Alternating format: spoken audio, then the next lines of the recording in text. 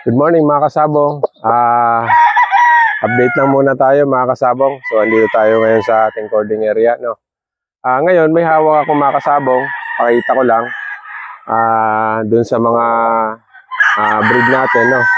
Ito kasi mga kasabong, meron akong throwback ng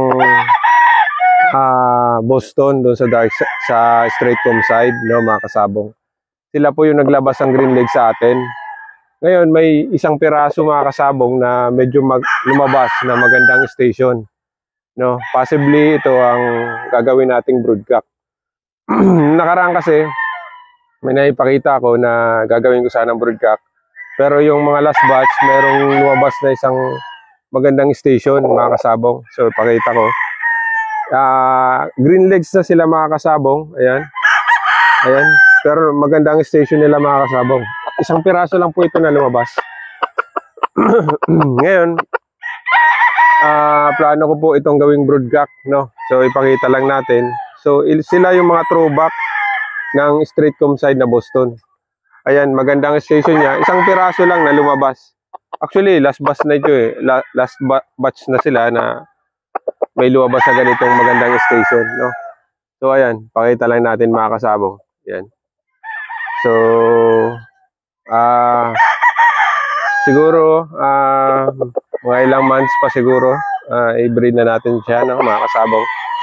So pwede natin siya ipasok dun sa Boston na original, pwede din sa straight comb, no, para makapagpalabas tayo.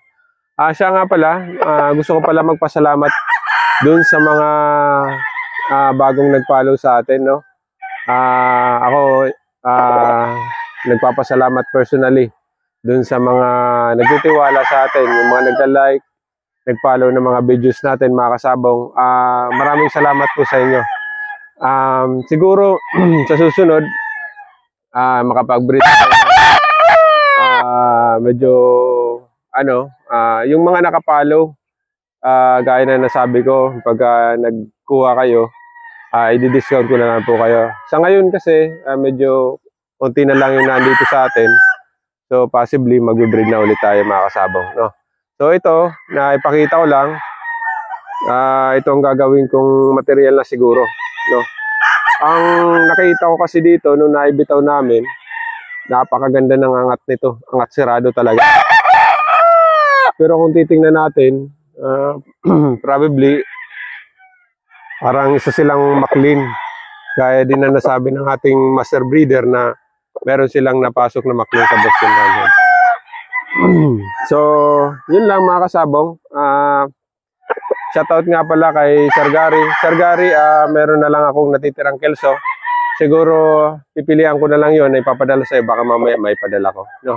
At saka dun sa lahat ng mga nag-follow, saka nag-like, maraming salamat po. At dun naman po sa naabot po ng video na to, kung hingi rin ako ng suporta, kung makapag-follow kayo sa page, o maka-like kayo ng video, maraming salamat po. So yun lang mga kasabong, maraming salamat po. Yun lang, thank you, God bless po sa ating lahat.